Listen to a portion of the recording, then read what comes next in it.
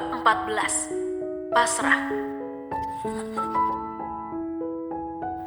Di sepertiganya malam, aku bersimpuh merendahkan diri menghadap pada Sang Pencipta, meminta kemudahan dan kebaikan dalam mengambil keputusan. Usai sholat, aku melihat Fadil menangis tergugu dalam doanya. Rupanya adikku juga bangun dalam nyenyaknya ia tidur. Pagi pun tiba. Rasa syukurku selalu kupanjatkan karena jasad dan rohaniku masih sehat dan masih bisa bernafas. Mbak, bagaimana dengan nasib rumah kita? Kemana kita akan membawa ibu pergi, Mbak?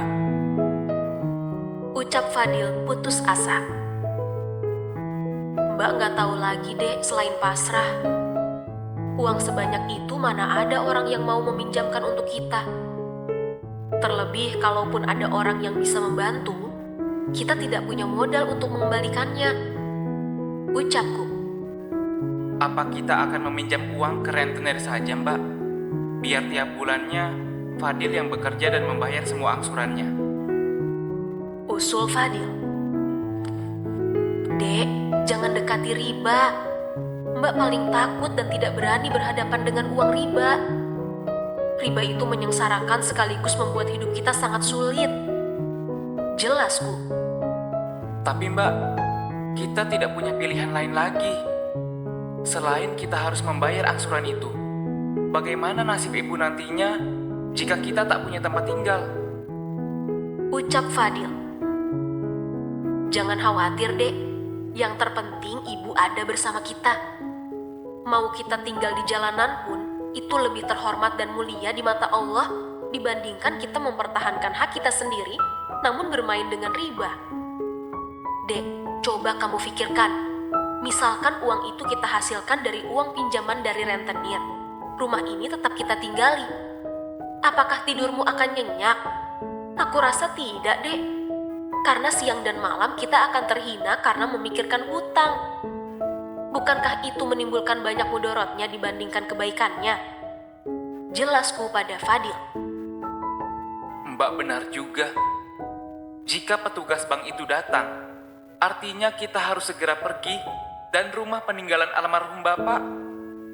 Fadil menangis dan tak bisa melanjutkan ucapannya. Bawa ibu kemanapun kalian pergi, nak. Ucap ibu tiba-tiba sudah berada di hadapan kami. Aku dan Fadil langsung memeluk ibu menangis terisak. Maafkan kami, Bu. Maafkan kami. Ucapku bersamaan dengan Fadil. Kalian tak salah, nak. Kakak kalian yang melakukan, tapi kitalah yang kena imbasnya. Ibu memang punya asa dan harapan tinggal sampai akhir hayat di rumah ini. Namun, ibu tak mau tinggal dan mempertahankan harta bapak kalian jika kita akan terlilit oleh hutang. Ucap ibu sesekali menghapus air matanya. Bu, jika Riana akan mengajak ibu tinggal ke rumah Bang Farid, apakah ibu mau? Tanyaku. Sejenak ibu terdiam dan berpikir. Nah, bawalah ibu ke panti jompo. Kalian nantinya bisa meninggalkan ibu dengan tenang. Bila ada waktu, jenguklah ibu sewaktu-waktu. Ucapan ibu membuat aku dan Fadil sangat terkejut. Bu, tolong jangan katakan itu lagi. Apapun yang terjadi, ibu takkan kemana-mana. Riana dan Fadil adalah anak ibu. Kewajiban kami adalah menjaga dan merawat ibu. Ucapku terisak. Hatiku bagai digores dan tersayat mendengar keinginan ibu. Tak terbesit sedikit pun untukku sampai menitipkan ibu ke panti jompo. Meskipun di sana dari tempat tinggal dan makanan terjamin, aku tak akan pernah bisa dan tega melakukan itu pada ibuku sendiri. Kami pun saling berpelukan dan menangis bersama. Aku dan Fadil sudah membereskan pakaian dan alat rumah tangga lainnya dibawa keluar rumah. Aku sudah siap siaga. Jika petugas bank itu nanti datang, kami sudah mempersiapkan diri di awal. Bagaimana Mbak? Apa Mbak sudah bisa membayarkan angsuran itu? Tanya pria petugas bank. Maaf pak, kami tidak bisa membayar. Jawabku. Artinya Mbak sudah tahu konsekuensinya. Rumah ini dengan terpaksa kami akan sita. Ucap pria petugas bank. Silahkan pak. Ucapku pasrah. Para tetangga menangis memeluk ibu untuk berpisah. Satu persatu aku dan Fadil membawa barang kami menuju depan jalan. Aku menyewa mobil pick-up untuk membawa barang kami. Kami menuju Bogor ke rumah Bang Farid. Sampai di sana, keadaan rumah Bang Farid terlihat masih sepi. Aku turun dari mobil dan memanggil nama Bi Ina. Tak lama beliau pun keluar menghampiri kami, lalu membuka pintu pagar. Riana, Bu Dija, mari masuk. Ucap Bi Ina ramah. Barang-barang kami pun diturunkan di depan pagar Bang Farid. Ibu, Riana, Farid, kalian... Sapa Bang Farid tak bisa berkata-kata lagi. Bang Farid mencium tangan ibu dan memeluk aku dan Fadil. Aku pun menceritakan segalanya apa yang terjadi. Entah Bang Farid merasa iba atau tidak, aku tak tahu. Karena Bang Farid tak menunjukkan wajah sedih dan terlihat biasa saja. Bang, bolehkah untuk sementara ini kami tinggal di sini? Ucapku berharap. Rumah abang besar, Dek. Abang senang kalian tinggal di sini. Ucap Bang Farid senang. Padahal awalnya aku sudah berprasangka buruk pada Bang Farid. Mengingat dulu di rumah ini ibu sudah diterlantarkan. Makasih banyak bang. Ucapku menangis terharu. Sedari tadi aku tak melihat Sherly dan anak Bang Farid. Bang, di mana Mbak Sherly dan keponakan Riana? Tanyaku ingin tahu. Mereka lagi liburan ke luar negeri, Dek, di Malaysia. Seminggu lagi mereka akan pulang. Abang tidak bisa ikut, karena abang banyak pekerjaan yang tak bisa ditinggalkan. Aku pun beristirahat di kamar yang sudah disediakan Bi Ina. Rumah Bang Farid yang besar dan bertingkat membuat aku kesulitan naik turun melakukan aktivitas. Akhirnya kamar ibu dipindahkan ke lantai bawah di kamar tamu. Aku dan Fadil sudah memutuskan untuk mencari pekerjaan di dekat kawasan rumah Bang Farid. Jika kami sudah punya modal, maka kami akan menyewa kosan dan tinggal bertiga. Meminjam uang ataupun meminta pada Bang Farid, rasanya mulutku sangat berat untuk mengucapkannya. Seminggu sudah kami tinggal di rumah Bang Farid. Tak ada tekanan ataupun penderitaan ibu lagi. Bang Farid yang jarang pulang karena sibuk bekerja, membuat nyawa rumah ini kehilangan ruhnya. Rumah ini jadi ramai, terlebih ada ibadah di dalamnya. Bibi sangat senang. Ucap Bi Ina bahagia. Mobil Bang Farid pun tiba di rumah, namun saat ini abangku tak pulang sendirian, melainkan bersama istri dan anaknya. Ditambah lagi dengan iparnya Tuti yang judes itu. Mas, kenapa mereka semua ada di sini? Apakah selama Sherly di luar negeri mereka tinggal di sini? Tanya Mbak Sherly dengan angkuh. Sayang, rumah ibu disita oleh bank dan untuk sementara waktu mereka akan tinggal di sini. Jelas Bang Farid. Tanpa bicara lagi, Mbak Sherly langsung melangkah masuk ke dalam rumah tanpa menghiraukan aku dan Fadil. Beruntung posisi ibu ada di dalam kamar. Mbak, sepertinya Mbak Sherly tak suka jika kami tinggal di sini. Ucap Fadil tersinggung. Untuk sementara waktu kita bertahan dulu dek, sampai kita menemukan cara untuk membawa ibu ke tempat yang layak. Ucapku. Aku pun masuk ke dalam kamar dan melihat keadaan ibu. Rupanya kedua cucunya sudah ada di dalam kamar sedang memeluk ibu. Ibu terlihat bahagia sekali bermain bersama kedua cucunya. Nek, Reza punya hadiah dari Malaysia untuk nenek. Tunggu sebentar ya, Reza ambilin. Ucap Reza turun dari ranjang dan berlarian menuju kamar ibunya. Tak lama Reza pun membawa sebuah jilbab untuk ibu. Lalu Reza memakaikan jilbab berwarna ungu itu ke atas kepala ibu meskipun tak rapi. "Makasih cucuku, nenek sayang Reza dan Fiona," ucap ibu memeluk kedua cucunya dengan tulus. "Maaf bu, jilbab itu bukan buat ibu. Shirley membelinya untuk ibu Shirley," ucap Mbak Shirley yang tiba-tiba sudah ada di depan pintu. Dek, hatiku sangat sakit ketika Mbak Shirley mengambil kembali jilbab yang sudah melekat di kepala ibu. Mama, ini jilbab buat nenek. Reza yang kasihkan ini untuk nenek. Bukankah nenek Nuri jilbabnya banyak? Sentil Reza.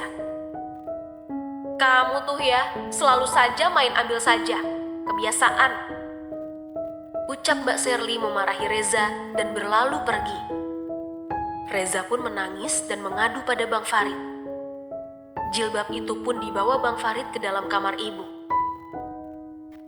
"Ibu sudah banyak jilbab, nak, dibelikan Riana dan Farid," ucap ibu menolak dan berbohong.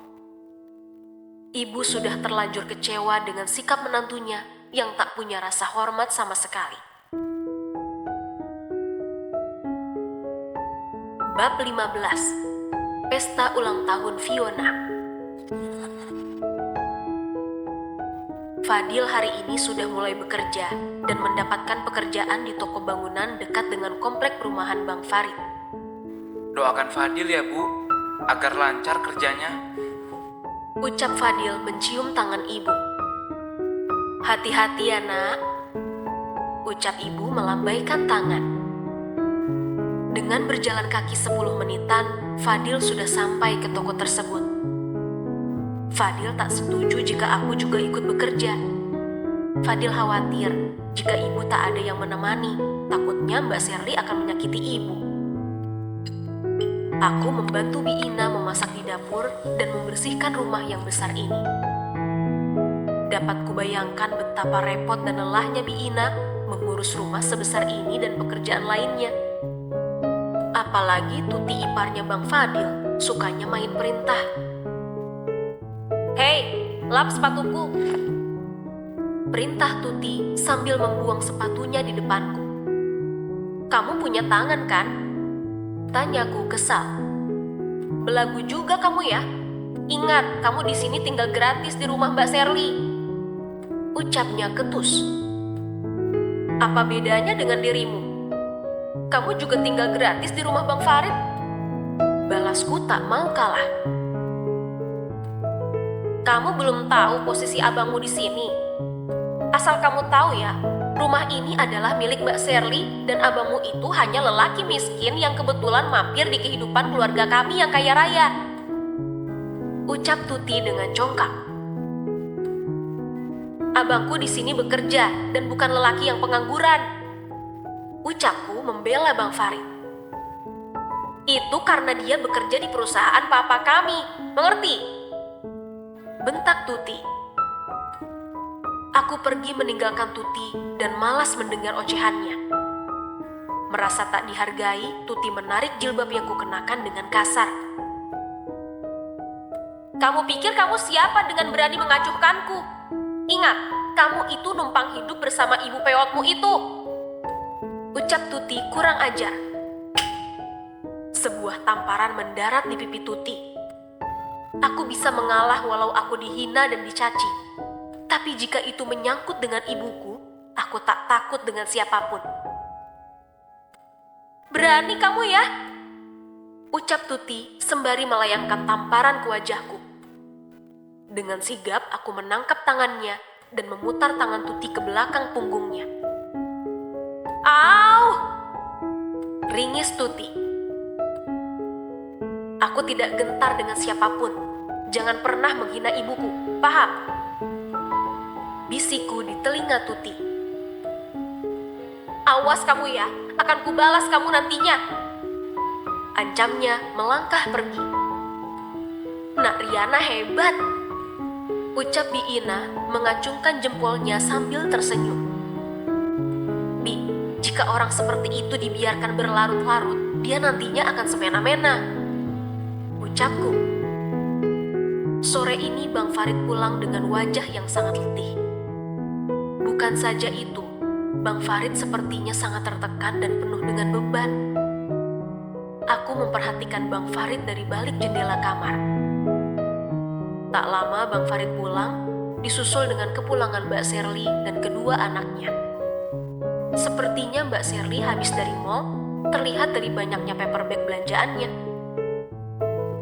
Bi Ina, tolong bawa barang saya masuk ke dalam. Perintah Mbak Sherly. Dengan gaya sosialita bak artis papan atas, Mbak Sherly melenggang masuk ke dalam rumah. Baru pulang, Mas. Sapa Mbak Sherly pada Bang Farid yang duduk di kursi tamu. Iya sayang, tadi banyak kerjaan di kantor. Jawab Bang Farid. Mas, Sherly ingin mengadakan acara pesta ulang tahun Fiona yang ke-4 tahun di rumah ini. Sherly harap Ibu dan Fadil dan Riana bisa membantu Sherly menyiapkan segalanya. Ucap Mbak Sherly. Pastilah mereka bantu sayang. Secara mereka numpang di rumah kita. Ucapan Bang Fadil membuat hatiku sakit sekali. Haruskah seperti itu menuruti seorang istri? Demi harta, Bang Farid rela menjadi budak istrinya. Aku harap keluargamu tidak mengecewakanku, Mas. Ucap Mbak Sherly pergi meninggalkan Mas Farid. Hari ini kami sangat disibukkan dengan acara ulang tahun Fiona nanti malam. Badanku mulai letih mengurus perlengkapan acara pesta itu. Apalagi Fadil yang baru saja bekerja harus izin untuk hari ini demi membantu persiapan ulang tahun Fiona. Entah sudah berapa budget yang dikeluarkan untuk perayaan ulang tahun ini. Panggung mewah yang dibuat di taman belakang rumah terlihat sangat cantik, yang dilengkapi dengan lampu berwarna-warni dan aksesoris lainnya. Aku sengaja tak membiarkan ibu keluar dari kamarnya. Takutnya ibu dibentak dan disuruh-suruh oleh Tuti. Bang Farid yang melihat kami bekerja keras hanya terdiam saja. Sementara adik iparnya Tuti duduk santai ongkang-ongkang kaki sambil meminum jus jeruknya. Kami layaknya babu mereka. Untuk saat ini aku dan Fadil sengaja bertahan demi mencari modal untuk uang kos kami. Panggung dan segala perlengkapan pun sudah siap segalanya. Kulihat Fiona sangat cantik sekali menggunakan gaun berwarna pink yang serasi dengan bandonya. Saat aku mengerjakan ibadah sholat Isya dengan ibu, suara dentuman musik terdengar keras sekali. Beruntung kami sudah duduk di antara dua sujud. Fadil pun masuk ke kamar dan melihat keadaan ibu. Ibu tidak apa-apa mendengar musik keras itu. Ucap Fadil khawatir. Tidak apa-apa, Nak. Ucap ibu santai. Jika ibu tak kuat dan tak bisa tidur, gunakan saja ini. Ucap Fadil memberikan earplug kepadaku. Aku pun memasangkan ke telinga ibu agar ibu tak terganggu tidurnya. Aku dan Fadil pun keluar dari dalam kamar dan meninggalkan ibu yang sudah membaringkan tubuhnya dan bersiap untuk tidur. Kulihat tamu undangan mulai berdatangan dengan anak-anak mereka. Kostum yang digunakan oleh keluarga Bang Farid semuanya berwarna pink. Dari Bang Farid hingga mertua dan iparnya. Aku begitu sedih ketika kami tak dianggap oleh Bang Farid. Bang Farid menghampiri aku dan Fadil. Riana, Fadil, kalian nanti nggak usah tampakkan diri kalian di depan tamu. Soalnya baju kalian tak senada dengan acara Fiona. Dan tolong, nanti bantu para pelayan mengambil piring kotor. Ucap Bang Farid tanpa rasa bersalah, kemudian bergegas meninggalkan kami menuju tempat acara. Aku dan Fadil saling pandang dan terdiam dalam pikiran masing-masing. Tak tahan air mataku jatuh jua. Fadil menghapus air mataku sembari memberiku semangat dan mengingatkanku tentang tujuan kita. Aku dan Fadil menuju ke tempat acara dan mengambil piring yang kotor. Sebenarnya nyeri rasa hati ini. Kami diperlakukan layaknya bukan keluarga oleh Bang Farid. Sini, ini ada piring kotor. Teriak Tuti memanggilku. Aku pun datang dan menunduk mengambil piring kotor itu. Tiba-tiba punggungku terasa basah karena air. Ups, maaf tak sengaja. Ucap Tuti sengaja menjatuhkan air minuman jus ke punggungku. Aku berdiri memandang Tuti dengan pandangan mata yang sangat tajam. Saat aku melangkah, Tuti sengaja menghalangi jalanku dengan kakinya, hingga aku jatuh dalam keadaan piring berada di tanganku. Para tamu undangan beralih melihatku, dan aku menjadi pusat perhatian. Tak adanya suara musik lagi, membuat suara piring jatuh terdengar dengan sangat jelas. Wajah Tuti tersenyum penuh dengan kemenangan. Riana? Ucap Bagas terkejut. Kamu kenal dengan dia? Tanya Tuti pada Bagas. Riana adalah salah satu karyawan di toko kami. Jawab Bagas. Dan Riana ini adalah salah satu pembantu di rumah ini. Ucap Tuti memandangku dengan penuh ejekan. Riana, kenapa kamu pergi dan tidak bekerja lagi? Tanya Bagas. Maaf Bagas, aku tak sempat pamit dengan Pak Kasmir. Tolong sampaikan permintaan maafku pada beliau. Ucapku merasa bersalah dan berlalu pergi membawa pecahan piring di tanganku. Aku membuang pecahan piring itu di tong sampah di belakang rumah. Namun aku terkejut ketika aku berbalik, tiba-tiba Bagas sudah ada di belakangku.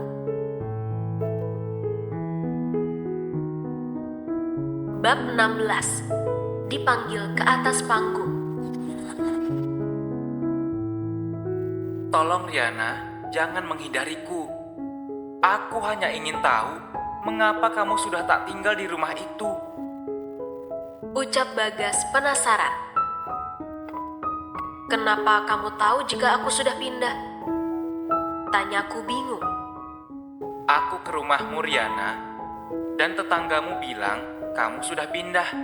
Aku juga menanyakan kamu pindah kemana, namun para tetanggamu tak ada yang tahu. Jelas Bagas. Papaku mencarimu karena khawatir kamu tak masuk kerja lagi. Papa khawatir dengan keadaan ibumu yang kamu rawat. Ucap Bagas iba. Terima kasih banyak atas perhatian dan kepeduliannya. Pak Kasmir adalah orang yang sangat baik. Aku tak pantas pergi begitu saja tanpa pamit. Ini karena... Belum sempat aku ingin menjelaskan ucapanku, Tuti berlari menghampiri Bagas sambil memanggil nama Bagas. Ternyata kamu di sini, Gas. Ayo, acara tiup lilinnya sudah dimulai. Ajak Tuti sambil menarik tangan Bagas. Wajah Bagas terlihat sangat terpaksa dan kesal ketika diajak oleh Tuti. Entah apa hubungan di antara mereka berdua, aku tak tahu dan tak mau tahu. Suara gemuruh tepuk tangan terdengar sangat meriah. Kulihat adikku Fadil duduk di rerumputan sambil mengusap keringat di keningnya. Dek, istirahatlah.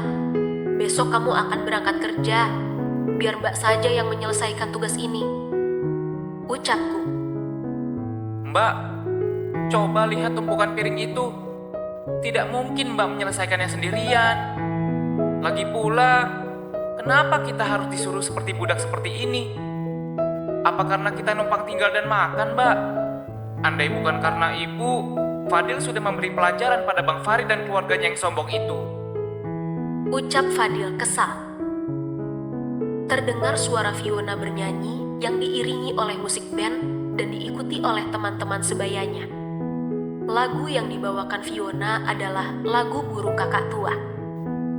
Usai Fiona bernyanyi, setelah itu Reza memegang mic dan berbicara. Terima kasih atas kehadiran teman-teman adikku semuanya. Perkenalkan, nama saya Reza, abangnya Fiona. apakah abangnya Fiona ini tampan?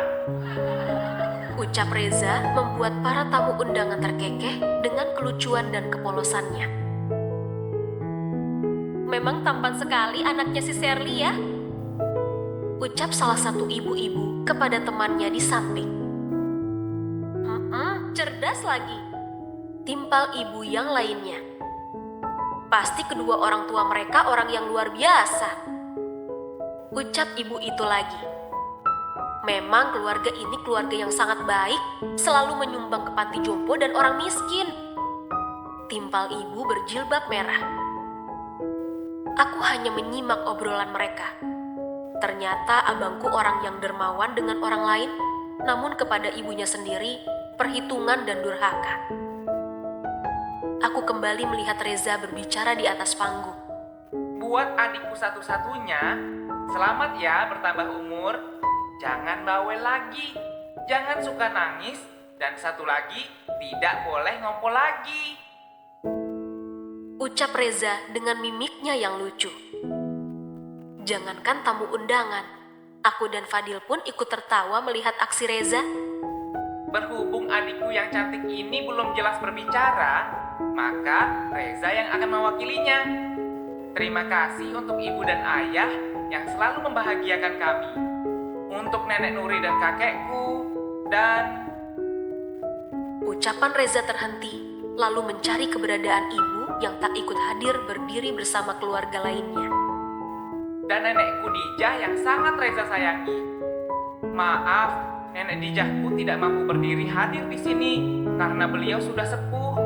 Dan untuk om dan tanteku yang ada di sana, ucap Reza menunjuk ke arahku dan Fadil. Kami sengaja menunduk karena malu. Baju kami yang seperti babu rasanya tak pantas untuk berdiri berdampingan bersama mereka. Tante Riana, Om Fadil, ayo kemari. Ajak Fadil memanggilku dari atas panggung. Semua mata tertuju pada kami. Para tamu undangan kerasak-kerusuk membicarakan aku dan Fadil. Ayolah Tante, Om. Acara ini tak akan meriah dan lengkap jika Om dan Tante tidak kesini, paksa Reza. Aku dan Fadil pun akhirnya naik ke atas panggung demi keponakan kami Reza. Nampak wajah Mbak Shirley merah padam dan menutupinya dengan senyuman palsu. Ini Om dan Tante saya, cantik dan tampan bukan? Ucap Reza lagi. Ayo Fiona, berikan kue itu ke mulut Tante Riana dan Om Fadil, ucap Reza. Fiona pun menurut dan memberikan kue itu pada mulut kami. Hening, namun terdengar satu tepukan tangan dari Bagas dan berlanjut semua para tamu juga ikut bertepuk tangan. Om, nyanyi dong, ucap Fiona. Om tidak bisa bernyanyi, suara Om jelek, tolak Fadil halus. Fiona dan Reza terus saja memaksa Fadil dan memberikan mic itu pada adikku. Dengan terpaksa, Fadil pun mengambil gitar di tangan sang gitaris band yang disewa oleh Mbak Shirley. Fadil pun menyanyikan lagu Iwan Fals yang berjudul Ibu. Petikan gitar pun dimulai.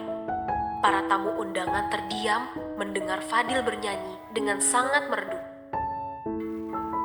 Ribuan pulau, jarak yang kau tempuh, lewati rintangan, demi aku anakmu. Ibuku sayang, masih terus berjalan, walau tapak kaki, penuh darah, penuh nanah. Seperti udara, kasih yang engkau berikan, tak mampu ku membalas, Ibu.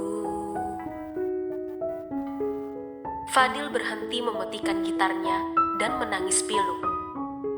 Fadil tak lagi mampu mengangkat suaranya untuk bernyanyi. Aku memeluk adikku dan membawanya turun dari atas panggung. Suara tepukan tangan terdengar riuh sekali untuk adikku Fadil. Tak sedikit dari mereka yang mengusap air matanya karena terbawa perasaan oleh lagu yang dinyanyikan oleh Fadil. Acara pun ditutup karena jam sudah menunjukkan di angka 9.20 malam. Berhubung ini adalah acara anak kecil, akhirnya pesta pun usai. Para tamu telah pulang. Aku dan Fadil sibuk mengambil sisa piring kotor dan sampah para tamu. Namun ada satu tamu yang masih memperhatikanku dari kejauhan sana. Dia adalah Bagas. Bagas, aku kira kamu sudah pulang. Bagaimana kalau kita duduk dulu sambil mengobrol? Tawar Tuti. Maaf Tut, lain kali saja. Sepertinya aku harus pulang. Tolak Bagas dan melajukan mobilnya. Wajah Tuti terlihat sangat kesal dan kecewa. Tuti pun kembali masuk ke dalam rumah dan berteriak memanggil Biina. Bibi! Suara Tuti melengking. Rupanya ia terpeleset saat akan masuk ke dalam rumah. Sepatu hak tingginya patah sebelah kiri. Tuti meringis kesakitan, kemungkinan kakinya keseleo. Tuan, Nyonya, sepertinya kaki non Tuti harus diurut sebelum kakinya bertambah bengkak. Usul Biina. Aku mau ke dokter saja, Mbak. Pinta Tuti manja pada Mbak Serly. Dek Tuti, benar kata Biina. Kakimu itu keseleo dan hanya butuh diurut. Ucap Bang Farid membenarkan kata Biina. Kalau begitu, cepat panggil tukang urut. Perintah Tuti seperti biasa tak pernah meminta tolong. Biina pun bergegas keluar memanggil tukang urut. Entah dari mana tukang urut itu dicari oleh Biina. Wajah tukang urut itu terlihat cengengesan dan sesekali bersin-bersin. Sepertinya tukang urut itu sedang flu. Tukang urut bersin dengan suara yang keras. Kumisnya yang hitam lebat terkena percikan dari ingusnya, membuat kumisnya kini bak puting bunga sepatu. Wajah Tuti terlihat sangat jijik ketika melihat sang tukang urut. Aku dan Fadil yang menyaksikan itu ingin sekali tertawa. Namun kami berusaha sebisa mungkin menahan tawa. Mana kaki yang keseleo?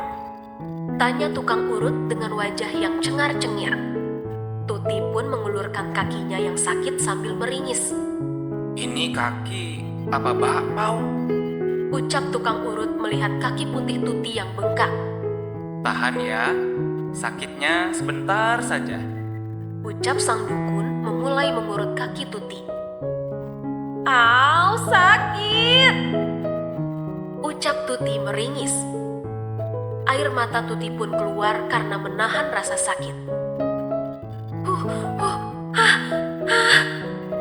Suara nafas Tuti menahan rasa sakit.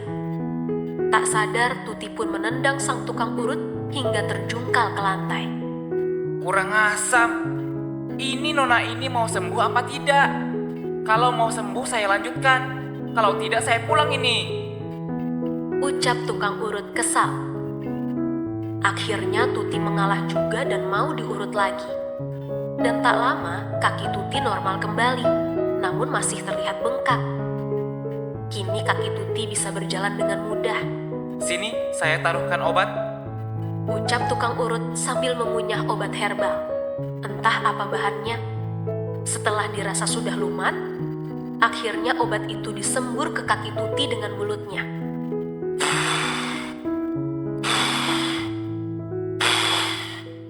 Tukang dukun menyembur obat yang baru saja dikunyahnya. Setelah itu dukun itu pamit. Belum 2 langkah, dukun itu kembali lagi. Rupanya dukun itu menuntut uang amplop yang diisi dengan uang 10 ribuan. Ini rumahnya seperti gedung. Masa kasih jasa saya hanya segini? Ini buat beli sempak saja nggak cukup. Gerutu tukang urut. Mbak Serly pun memberi uang kepada tukang urut itu sebesar 50 ribuan. Tukang urut pun pamit dan pulang dengan wajah yang sumringah.